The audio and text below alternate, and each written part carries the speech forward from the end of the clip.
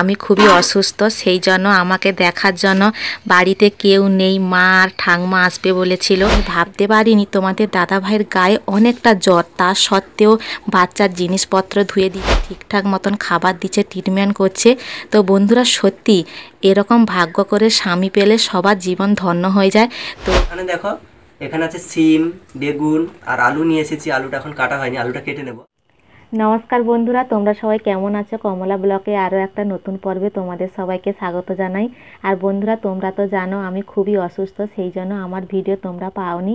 তোমাদের দাদাভাই ভিডিও করে ভয়েস দিয়ে ছাড়ে, সেই ভিডিওগুলো তোমরা সবাই দেখো আর ভালো করে সাপোর্ট করো, সেই জন্য তোমাদের অসংখ্য অসংখ্য ধন্যবাদ।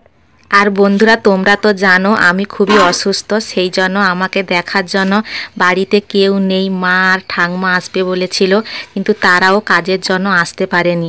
তো তোমাদের দাদা ভাই আছে, তো দেখো তোমাদের দাদা ভাই আমার আর আমার বাচ্চার খুবই ভালো দেখাশোনা করছে। আর আজকে দুপুরে দেখো কি কি রান্না করবে, সবজি কেটে নিচ্ছে।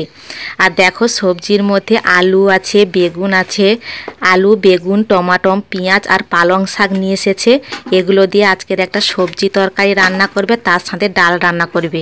তো তোমাদের দাদা ভাই এখন সব আনাজ শাকগুলো কুটে নিচ্ছে। আর বন্ধুরা দেখো এ পাশে উনুনে তোমাদের দাদা ভাই হাঁড়িটা ভালো করে মেজে নিয়ে এসে ধুয়ে উনুনটা ধরে হাঁড়িটা বসিয়ে দিয়েছে। আর ভাত প্রায় হয়ে এসেছে, তো দেখো ভাতে ফুট চলে এসেছে। তো ছেলে মানুষ রান্না করছে, মেয়েদের মতন তো এত পরিষ্কার করে রান্না করতে পারবে না, কিন্তু আমাকে যে রান্না করে খাওয়াচ্ছে এইটা আমার বড় সৌভাগ্য।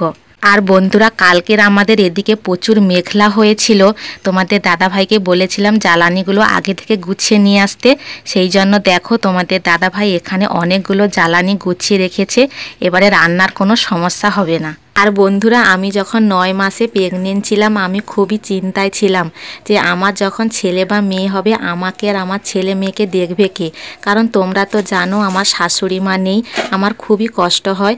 তো তোমরা তো দেখেছো প্রেগনেন্ট অবস্থায় আমি সমস্ত রকমের ঘরে কাজবাজ করেছি, খিচুড়ি ধরে নিয়ে এসে খেয়েছি। তো আমার তখন খুবই কষ্ট হয়েছিল, কিন্তু বন্ধুরা তখন কষ্ট হলে কি হবে, তখন বাচ্চা হয়নি, তখন ভালো ছিলাম, এতটা কষ্ট মনে হয়নি। কিন্তু এখন বাচ্চা হয়ে গেছে, আমাকে আর আমার বাচ্চার দেখাশোনা করবে কে সেই চিন্তায় ছিলাম। কিন্তু আমি ভাবতে পারিনি তোমাদের দাদা ভাইয়ের গায়ে অনেকটা জ্বর, তা সত্ত্বেও বাচ্চার জিনিসপত্র ধুয়ে দিচ্ছে, আমাকে ঠিকঠাক মতন খাবার দিচ্ছে, ট্রিটমেন্ট করছে। তো বন্ধুরা সত্যি এরকম ভাগ্য করে স্বামী পেলে সবার জীবন ধন্য হয়ে যায়। তো আমিও একটা ভাগ্য করে স্বামী পেয়েছি যে আমার বাচ্চা কাচ্চা হওয়ার পরও আমাকে সেরকম না খেয়ে অনেকক্ষণ ধরে বসে থাকতে হয়, বা গায়ে স্যাঁক, আমার বাচ্চার জিনিসপত্র ধোয়া, এগুলো সব তোমাদের দাদাভাই নিজের হাতে করছি। আর বন্ধুরা এখন আমি তোমাদের দাদাভাইকে জিজ্ঞাসা করব দুপুরে কি কি রান্না বান্না করবে। আজকে দুপুরে কি কি রান্না বান্না করছো বলো বন্ধুদের একটু। এই তো এটা হচ্ছে শাক, পালং শাক।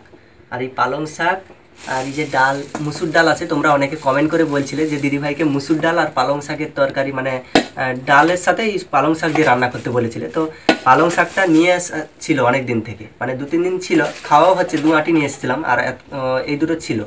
তো এগুলো দিয়ে আজকে ডাল দিয়ে পালং ডাল না মতন করবো।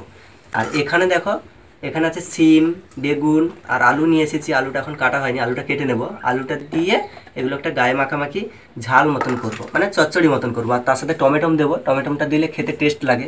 এই যে টমেটোম নিয়ে আসা রাখা হয়েছে, তো এইগুলো করবো। আজকে বাবা বাড়িতে নেই, বাবা মাসিদের বাড়িতে ধান ঝাড়াতে গেছে, সেই জন্য দুজনের খাওয়া দাওয়া। আর তোমাদের দিদিভাইকে কোনো মানে রিচ মশলা বা কোনো কিছু রিচ জাতীয় জিনিস দেওয়া হয়নি। যে কাঁচা লঙ্কা নিয়ে এসে রাখা আছে, কাঁচা লঙ্কার তরকারি করে দেওয়া হয়, বাজার থেকে এগুলো সব কিনে নিয়ে এসেছি। প্রথম দিন যেদিন আসি সেদিন তো জানি না যে তোমাদের দিদিভাই কি কি খেতে পারবে, কি কি খেতে পারবে না। ওদিন ফুলকপি রান্না হয়ে গেছিলো। তো তারপরে ভিডিওটা আপলোড করার পর অনেকে বললো যে ফুলকপি দেওয়া যাবে না, শরীর গরম হয়। তো সেই জন্য এই জিনিসগুলো আমি নিয়ে এসেছি। আজকের আবার বাজার যাবো, আজকের বাজার থেকে সবজি নিয়ে আসবো, তারপরে ওইগুলো দিয়ে রান্নাবান্না করবো।